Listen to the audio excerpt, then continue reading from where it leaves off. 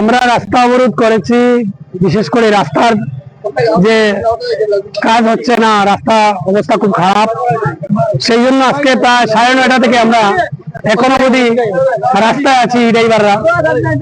এখন পর্যন্ত পূর্ত দপ্তরের কোনো আধিকারিক আমাদের কাছে এসে পৌঁছায়নি, কারণ এই এলাকার মানুষদেরকে ওনারা মানুষ বলে গণ্য করেন না।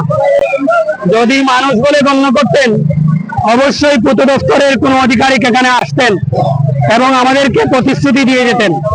বিগত 3 বছর যাবৎ এই রাস্তার অবস্থা বেহাল। যদিও মেইনটেনেন্সের কাজ হচ্ছে, সেটা শুধু নামমাত্র। আমরা জানতে চাইব, এই রাস্তা ডাকবাংলা থেকে রাঙ্গামাটি পর্যন্ত 7.5 কোটি টাকার কাজ হয়েছে, সেটা কি সঠিকভাবে 7 কোটি টাকার কাজ হয়েছে নাকি, সেটার জবাব চাইব। যদি না হয়, কার স্বার্থে সেখানে সঠিকভাবে কাজ হলো না, কার বাধাকে অপেক্ষা করে এত দুর্নীতিমুক্ত কাজ হলো, সেটার জবাব আমরা চাইব।